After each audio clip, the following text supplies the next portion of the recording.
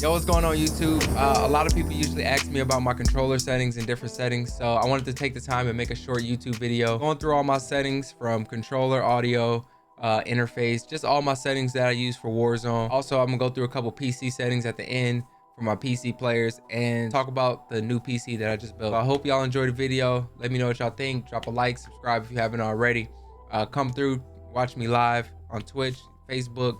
The links will be in the description. I appreciate y'all. All right, so let's start with the controller settings. I do play on tactical. The controller that I use is right now a Cinch Gaming Xbox Series X controller. These are just grips just because my hands sometimes get sweaty and I don't want them sliding on the controller. But I have 4 back buttons on the back. If you want to check out Cinch controllers, I am sponsored by them. You can use code HitSquad at checkout. Get you a discount on the controller. I love these controllers. They're nice, they're comfortable, and the buttons are great. They upgraded their buttons, so since they upgraded their buttons, I haven't had a problem with their buttons at all. I love them. So back to the settings. I do play on tactical. Even though this is slide, I just don't want to press the right thumbstick in and punch, so I just put it on tactical. That's the only button it really changes, so it doesn't bother me. Everything default. Deadzone. A lot of people always ask different people what their deadzone is. This really should just depend on your controller. Move your thumbstick around and let it go. And then if it starts moving and drifting, just turn this setting up until you start getting less stick or no stick drift. That's pretty much simple. These 2 settings are kind of new to Warzone. I think they put them in with the Caldera update, but I wouldn't mess with the right stick just because that's your aiming thumbstick. You aim with, so I wouldn't mess with that one. The left one you can adjust to go lower. It's just the max input. It takes less to move it to get the max input out of your thumbstick. So I lower mine just to see if it'll make it easier, like when I double sprint. I haven't noticed that much of a difference, so it's not really not that big of a deal, but you will notice it if you change the right thumbstick. Your aim will be all over the place. Other than that, right now my Xbox controller, I do play on 8.8 and I got the custom sense. I go from 0.3 to 0.5, and I say on Xbox controller just because Xbox thumbsticks are looser than PS5 thumbsticks, so it's easier to move these thumbsticks. So usually on PS5, sometimes I'll play with a little bit higher sense, just depends. But right now I'm on 0.73 all the way up till I get to the 5 times multiplier. Then I'm on 0.85 just so when I ADS, I can just so when I'm sniping, just so when I ADS and I don't ADS right on the person, I can snap over to them. That's why I keep the sniper sensitivities higher. My aim response curve, dynamic, vibration off, aim assist standard. This setting, I play with mine off. Scale FOV aim assist. I know you don't have this on console, so my PC players, but I had it on for the longest time. I did turn it off just to see if I would like it. I do like it better for now, but it's one of those settings that you just have to play around with to get used to see what's best for you. These settings really don't matter. Hold, equipment, contextual tap. If you're new to Warzone, make sure you're on contextual tap. That's just so you don't have to hold to pick up things off the ground and everything like that. It just makes life easier. I do play on plate all. I know some people don't, and that's just because I do claw sometimes just to plate. So that means I just want to press it one time and then it plates all. To exit out of that, all you got to do is press the shoot button and press the plate button, and he'll exit out of the animation. Slide, everybody, you always want to tap. This, I don't think it really matters just because I have on auto attack sprint, but I just put it on single tap from sprint. Of course, we play on auto attack sprint, needed for the movement, and that's pretty much it for the controller settings. Audio settings is just, it's Warzone, man. Like, I don't even know what to say. I go boost high, go boost low, midnight mode, whatever you want to do. You're probably not going to hear the guy behind you. No, I'm just going to be honest. Lately, I'll go back and forth. I either use these Sony like surround sound headphones or something like that. They're pretty good. I got them from Best Buy, or I use the A40s. So, but master volume, I keep at 90. Music down. Dialogue is just the voiceover when they talk. Sometimes they're loud. Turn that down. Effects, I keep at 100. That's footsteps, gunshots, all that stuff. I don't think there's any other settings in this. Voice chat, all these are personal preference. Just what you can hear, what you want to hear, what you don't want to hear. Interface, I don't have any colorblind settings on. I used to, but I don't anymore. This right here, this setting right here is it's actually could be a game changer setting for you.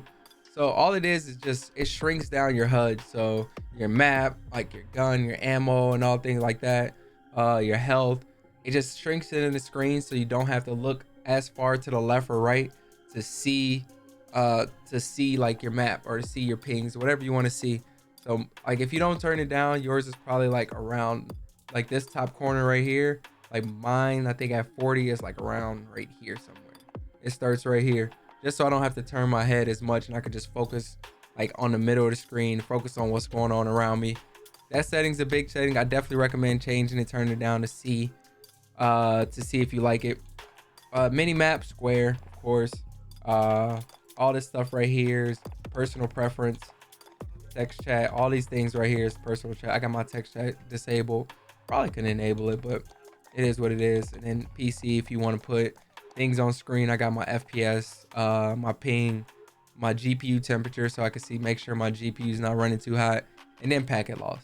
This is more for my PC players, so we'll get into like basically like the PC settings. I play on full screen. It's always better to play on full screen. You always get a little more frames playing on full screen. I got a 3080 Ti, so that's my display adapter. My monitor, the monitor I do have is a ROG, the XG27 AQM. It's a 1440p 270 hertz monitor. Dynamic resolution disabled, all this stuff disabled. Custom, I got my frame rate on custom, and I have it on custom, so like right now you can see in the home screen my FPS is at 30. My GPU, so my GPU has a time to cool down. Unlimited is good, but when you have it on unlimited, your frames and it pushes out max frames in the menu. So you don't really need to have max frames in the menu, so it's just working your GPU for no reason. Brightness, I got it on 53. That might change. 2.2. And disable this. I do play on enable, not enable plus boost. I haven't seen too much of a difference to where I wanted to play on enable plus boost, so we keep that there.